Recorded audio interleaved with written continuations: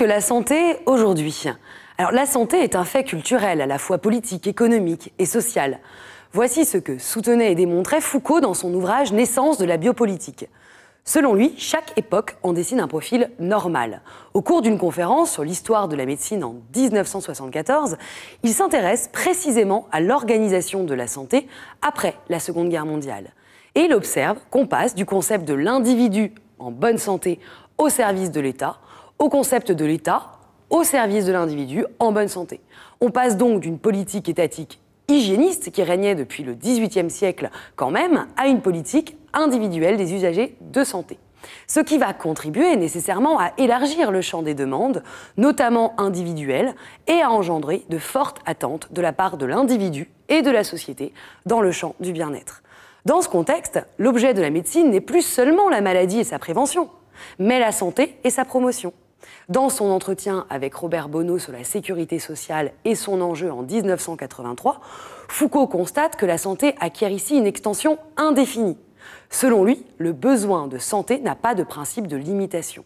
Selon le type d'existence menée, d'activité conduite ou de culture portée, la satisfaction des besoins de santé diffère autant qu'elle se diversifie. Rappelez-vous d'ailleurs la définition de l'OMS en 1946. La santé se présente comme un principe d'existence générale, un état de complet bien-être physique, mental et social.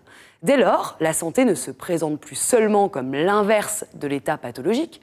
Chacun peut désormais juger relativement de cet état et favoriser son développement.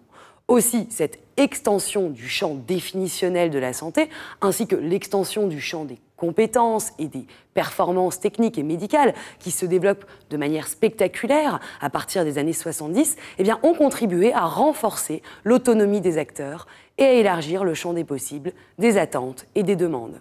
Michel Foucault précise d'ailleurs que c'est le contexte néolibéral américain qui, le premier, a appelé la santé à intégrer la théorie du capital humain, d'après laquelle l'homme a à s'étendre, à étendre son champ d'action et de compétences, et notamment à peaufiner et à faire proliférer son capital santé. Dans le nouvel esprit du libéralisme, Barbara Stiegler écrit « Cette théorie du capital humain va venir renforcer dès les années 70 le déplacement de la définition traditionnelle de la médecine comme activité de soins ou prise en charge de la vulnérabilité vers une médecine de la performance visant à la fois la maximisation des attitudes du dispositif biomédical et des compétences du patient lui-même. On assiste donc à une redéfinition néolibérale de la santé par la performance et le développement des compétences. Ainsi, qu'est-ce que la santé aujourd'hui, si ce n'est, et plus encore qu'hier, mais pour quel demain d'ailleurs, le fait d'un capital à entretenir ?